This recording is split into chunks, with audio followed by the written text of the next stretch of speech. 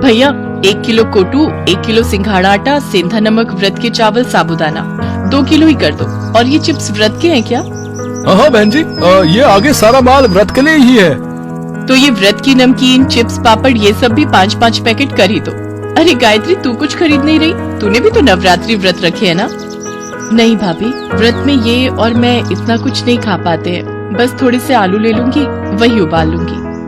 अच्छा चल ठीक है भैया, ये सामान पैक कर दो और ये आपके पैसे। गायत्री, ये 2 थैले तू उठा लेगी क्या? हाँ भाभी, लाओ ये सामान मुझे पकड़ा दो।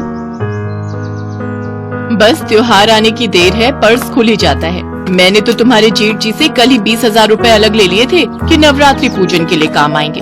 कन्या पूजन में बांटने के लिए सामान भी तो लेना है। गायत्री, एक काम कर, जरा वो सामने बर्तन की दुकान पर चलते हैं। सोच रही हूँ कन्याओं को स्टील की डिबिया बांट दूंगी। भैया, ये 1 दर्जन डिब्बी का सेट दे दो। गायत्री, तू कुछ खरीदेगी कन्याओं को देने के लिए? नहीं भाभी, अभी नहीं, आप खरीद लो। अच्छा चल, मेरी तो नवरात्रि की शॉपिंग हो गई। ले पकड़ ये थैले। रिक्शा भी नहीं मिल रहा है, जरा देख वहाँ रिक्शा कोई नजर आता है तो। मैं तो बहुत थक गई हूँ। सुधा और गायत्री दोनों देवरानी जेठानी थी। सुधा गायत्री की जेठानी थी। उसके पति महेश की कपड़े की दुकान थी। पैसा भी अच्छा खासा था, काफी अमीर थी सुधा। इसके विपरीत गायत्री का पति रमेश किराए का ऑटो चलाता था और गायत्री घरों में सफाई बर्तन का काम करती थी। गायत्री और रमेश दोनों मिलकर ही घर का खर्चा चलाते थे। सुधा गायत्री का बहुत फायदा उठाती थी। गायत्री सुबह शाम घरों में काम करती तो दोपहर के समय सुधा अपने साथ काम पर लगा लेती। वो बेचारी जेठानी को मना भी नहीं कर सकती थी। दोनों के घर पास थे, इसीलिए सुधा अक्सर गायत्री को काम के बहाने बुला लेती थी। बात सुन गायत्री, ये थैले तो वहाँ रख दे और फ्रिज में कल के राजमा पड़े हैं, तू निकाल ले। लेती जा, बच्चे खा लेंगे। साथ में चावल उबाल लियो। और सुन, दोनों कमरों की बेडशीट भी बदलनी है, वो भी बदल दे। तकिए की कवर नए चढ़ा दे, मैं पलंग पर ही निकाल कर रखाई हूँ। इतने दिन से काम में ही लगी रहती हूँ, इसलिए हाथ ही नहीं पड़ रहा। अब मैं तुझे अपने घर में सफाई बर्तन के काम पर तो रख नहीं सकती, नहीं तो मोहल्ले वाले क्या कहेंगे कि मैंने अपनी देवरानी को काम पर रख लिया। इसलिए मुझे भी दूसरी काम वालियों को काम पर रखना पड़ता है, वरना मैं तो तुझे अच्छी पगार दे देती। अरे मैं तो भूल ही गई, बच्चे स्कूल से आने वाले होंगे।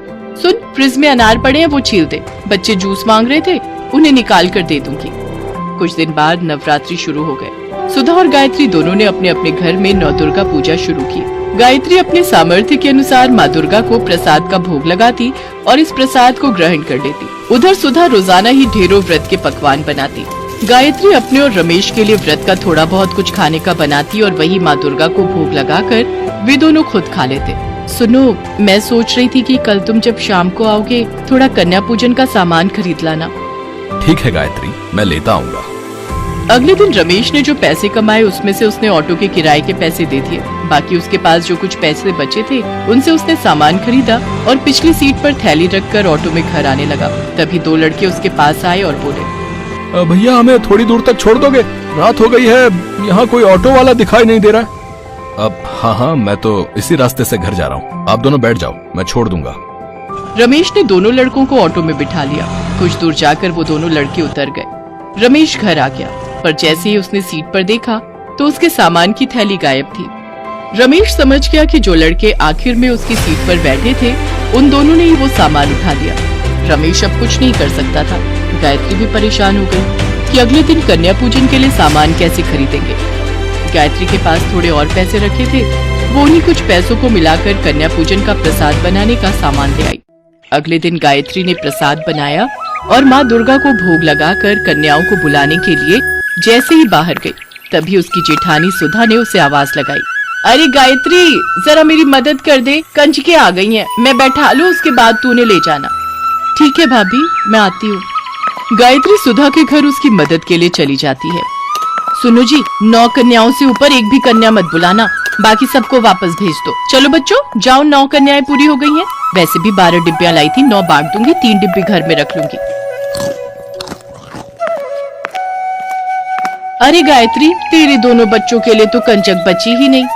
कोई बात नहीं भाभी, मैंने घर में भी प्रसाद बनाया हुआ है, यहाँ कंजकों को पूरा हो गया, ये बहुत अच्छी बात है। अच्छा, मैं बच्चों को ले जाऊँ? ये भी इंतजार कर रहे होंगे, इन्हें भी काम पर जाना है। ये सारी कन्याएं ले जाएगी? इतना प्रसाद भी बनाया है तूने? कोई नहीं भाभी, माँ दुर्गा के आशीर्वाद से जितना बनाए है उतना पूरा हो जाएगा, पर कन्याओं का खाली हाथ लौटना सही नहीं। घर में आई कन्याओं को भले ही थोड़ा प्रसाद दे दो, पर उन्हें ऐसे नहीं मोड़ सकती। चल तेरी मर्जी, तेरे जेठ जी बुला रहे, मैं उन्हें प्रसाद दे दूं। चलो बच्चों, अब तुम मेरे घर चलो। चलो बच्चों, अब तुम मेरे घर चलो। सोनू, राधिका, सब बच्चों को घर के अंदर लेकर चलो। गायत्री, इतना प्रसाद पूरा हो जाएगा, कन्याएं बहुत सारी आ गई हैं। माँ दुर्गा की इच्छा होगी तो जरूर पूरा होगा। सोनू, राधिका, बच्चों से जयकारा बुलवाओ। गायत्री के दोनों बच्चे सोनू और राधिका माँ दुर्गा के नाम का जयकारा लगाते हैं। गायत्री और रमेश भी बच्चों के साथ माँ दुर्गा के नाम का जयकारा लगाते हैं। जयकारा शेरा वालिदा, बोल साचे दरबार की जय। जयकारा शेरा वालिदा, बोल साचे दरबार की जय। गायत्री माँ दुर्गा का नाम लेकर घर में आई सभी कंजकों के लिए प्रसाद निकालने लगती है। तभी कुछ साधु संत भी द्वार पर आ जाते हैं। बेटी, दुर्गा अष्टमी का दिन है, साधु बाबा को माँ दुर्गा का प्रसाद दो। अब गायत्री, द्वार पर साधु संत महात्मा आए हैं, कन्याओं के लिए भी प्रसाद निकालना है। अब सब कैसे होगा? हे दुर्गा माँ, आप तो अंतर्यामी हो। मैं आपका नाम लेकर प्रसाद सब में बांट रही हूँ, मेरे प्रसाद में बरकत देना। जय दुर्गा मैया। गायत्री की प्रार्थना माँ दुर्गा तक पहुँचती है और माँ दुर्गा अपने चमत्कार से गायत्री के द्वारा दुर्गा अष्टमी के लिए बनाए गए प्रसाद में बढ़ोतरी करने लगी। इधर गायत्री बर्तन में से हलवा पूड़ी चने निकालती तो उधर माँ दुर्गा अपने चमत्कार से बर्तनों को फिर से भर देती। गायत्री मन ही मन बहुत खुश थी।